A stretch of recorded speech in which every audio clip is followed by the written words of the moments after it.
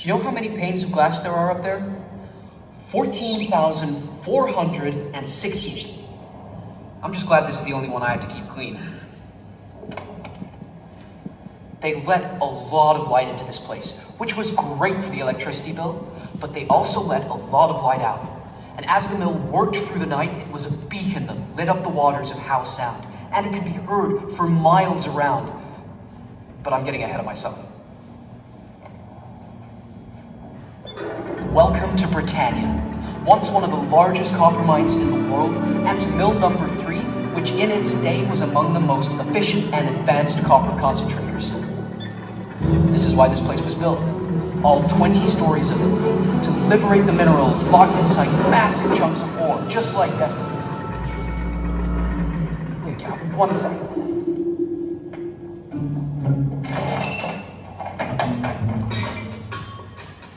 Oh, I'm so sorry you had to see this. We've got a much bigger rock on order.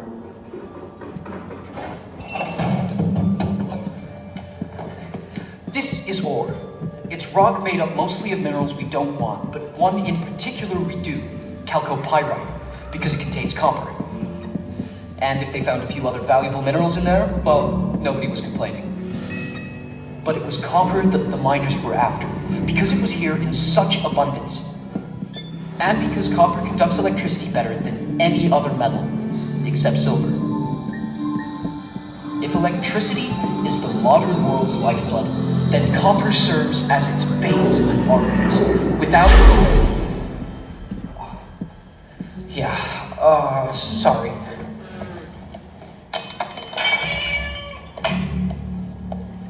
Well, I guess you get the point. In its day, this mill ranked among the best at coaxing those copper minerals out of the rock. And that efficiency was built right into the design of this building. Each step in the concentration process was located 1 level below the step before, so that gravity was always helping to move the heavy ore along. And it took a lot of ore to get a little copper. But over the years, the engineers at Britannia got better and better at it. By the time the mill closed, they were extracting 97% of all the copper in the ore.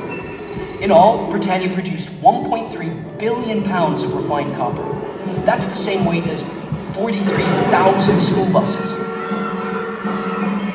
That's empty school buses. So, how did they do it? How did they actually get the copper from the rock? I thought you'd never ask. Let me show you.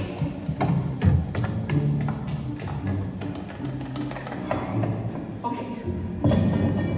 So you can't see me from where you're sitting, but I'm in the uppermost level of the mill.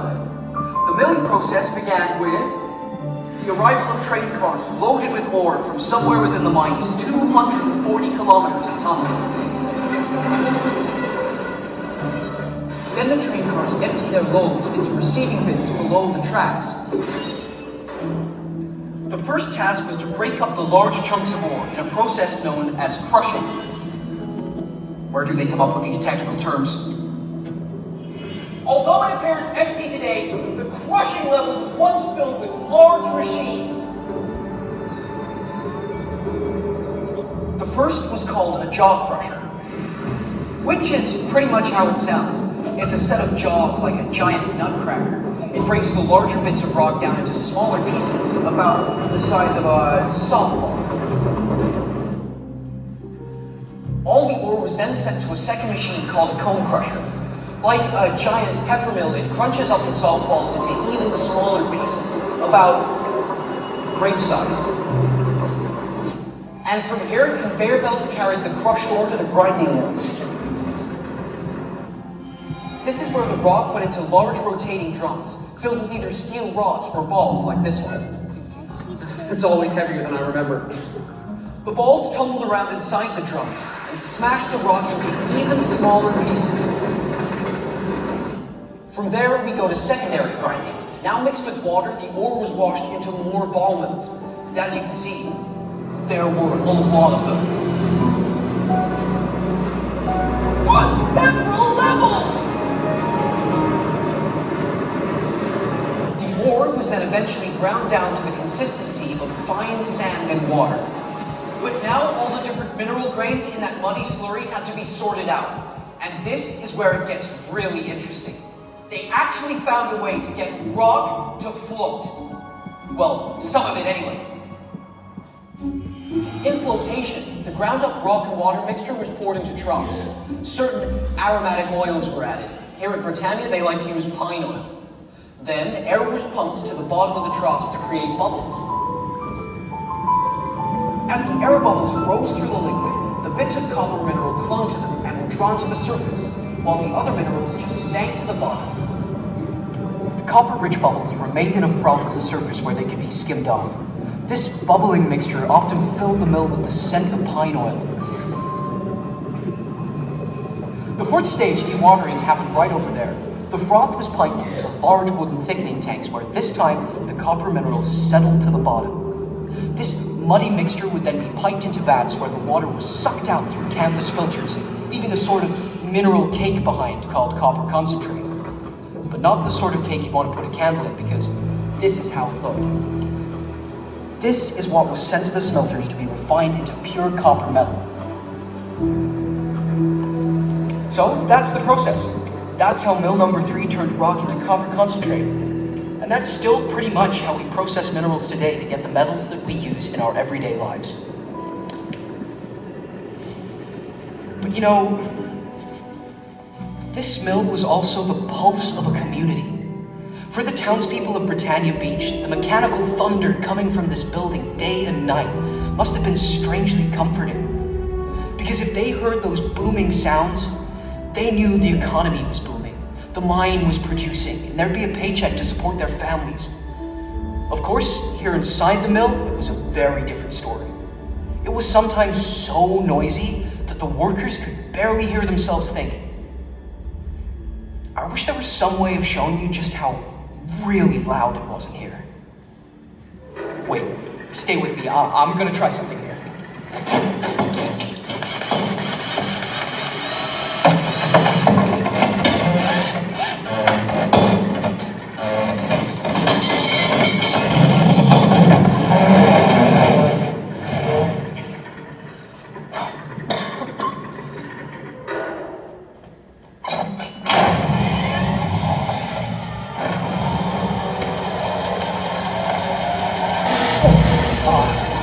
That can't be good.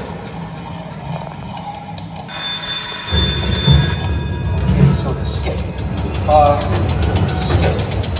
The skip is a kind of sloping freight elevator used to carry the heavy equipment up to all the various levels. But workers riding it, that was absolutely forbidden. It was just too dangerous.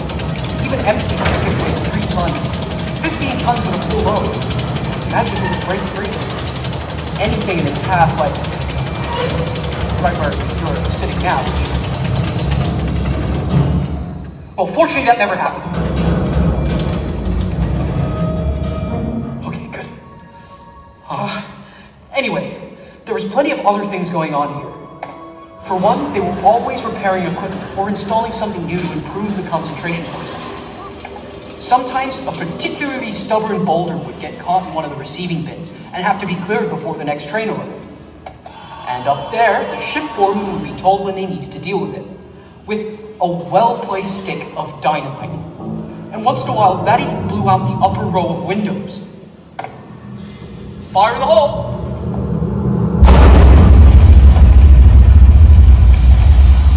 Okay, that's got it.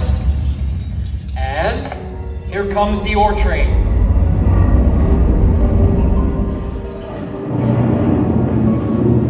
Let's start the conveyor belts. And now for the jaw crusher. And the cone crushers. Now for the ball mills. On to the flotation tanks.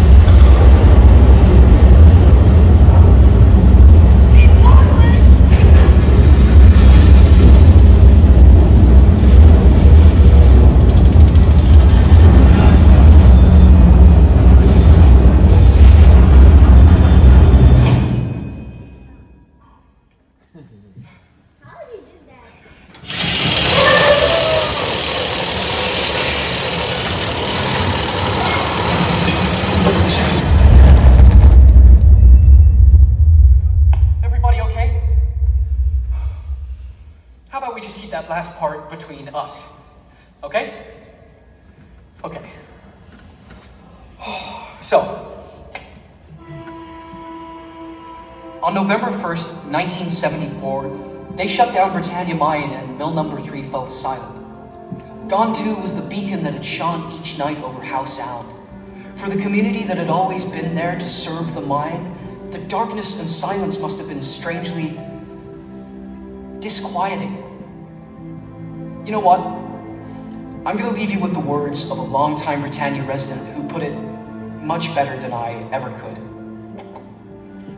Can I tell you the first time it really struck me that this place was gone? They decided in '74 to shut it down because it was costing too much to get the ore out and it wasn't profitable. One day I went to Squamish grocery shopping, and when I came back, the mill, the concentrator, was dark. And I sat up on the bluff and I couldn't come home because I was crying so hard. It was the saddest thing. I'd never seen the mill building without lights in it. And that's when I knew it was over after being here for so many years. So the people had to move on. But the building itself remains, a testament to all who lived and worked here. And today it's a National Historic Site. So I hope next time you're driving by, you might have a better understanding of what happened inside this amazing old building leaning against the mountainside. But not everything that happened, because some of that stays between us, right? Thanks for coming.